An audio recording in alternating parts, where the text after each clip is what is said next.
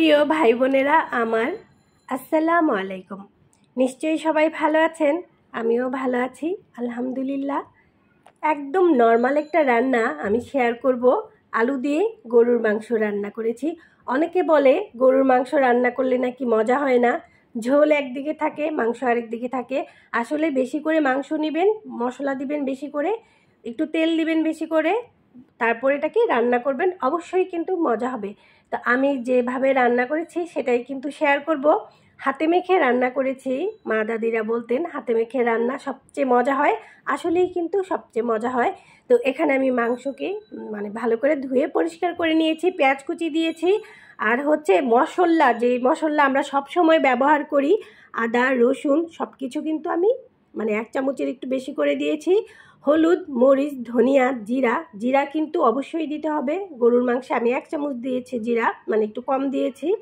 আর হচ্ছে লবণ, পরিমাণ মতো লবণ, তেল, গরম মশলা, সব কিছু দিয়ে আমাদের বাসায় যে মশলাগুলো থাকে না, আমরা রান্নাবান্না করি, সেগুলোই কিন্তু দিয়ে একদম ভালো করে হাতে মেখে নিব। আর এমনভাবে মাখাবেন যেন প্রতিটা মাংসের গায়ে গায়ে মশলা লেগে যায়। তো মাংসটা মেখে 15 মিনিট রেখে দিবেন, রেখে দিয়ে তারপর আপনি এটাকে চুলাতে বসাবেন। তো আমি বসিয়ে দিলাম। তো এখানে মাংস থেকে যে পানিটা উঠে সেটাই উঠেছে, তো সেটা শুকিয়ে একদম তেলের উপরে চলে আসছে। তো আমি কিন্তু এখন পানি দিইনি। তো এটাকে তেলের মধ্যে অনেকক্ষণ কষাবো, অনেকক্ষণ ভাজা ভাজা করব। আর আমার এই কড়াইটা এই কড়াইতে, বাবুর্চির কড়াইতে যারা রান্না করেন কিন্তু পাশে কিন্তু দাঁড়িয়ে থাকবেন। এটা কিন্তু দেখা যায় চোখের পলকে একদম চুলার আঁচ বাড়িয়ে দিলে পোড়া লেগে যায়। একটু যত্ন করে রান্না করতে হয় আর কি এই ধরনের কড়াইয়ের মধ্যে। কিন্তু রান্না কিন্তু মজা হয়, সুন্দর হয়, ভালো হয়। এখন আমি আলু দিয়ে দিচ্ছি। আমার কিন্তু মাংসটা একদম তেলের মধ্যে ভাজা ভাজা কষানো শেষ হয়ে গেছে। এখন আমি এখানে আলু দিয়ে দিচ্ছি। আমরা তো আলু প্রিয় মানুষ, আমার বাচ্চা দুইটা এত আলু পছন্দ করে। তো আলু দিয়ে এখন আমি এটাকে আরেকটু তেলের উপর একটু ভাজা ভাজা করে নিব। এখন পানি দিব, পানি দিয়ে এটাকে আমি একটু ভালো করে রান্না করে নিব। এভাবে রান্না করলে গরুর মাংস অবশ্যই মজা হয়, আর সত্যিই খুবই মজা হয় আলহামদুলিল্লাহ।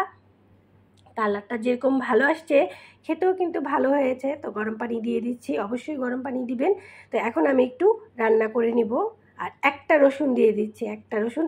বেশি রসুন দিলে কিন্তু মাংস আর ঝোল দেখবেন একদম পাতলা হয়ে যায়, ওইটা খেতে কিন্তু পানি পানি লাগে, ভালো লাগে না, পানসে লাগে, ওইটা কিন্তু খেতে ভালো লাগে না। কাঁচামরিচও দিয়ে দিলাম।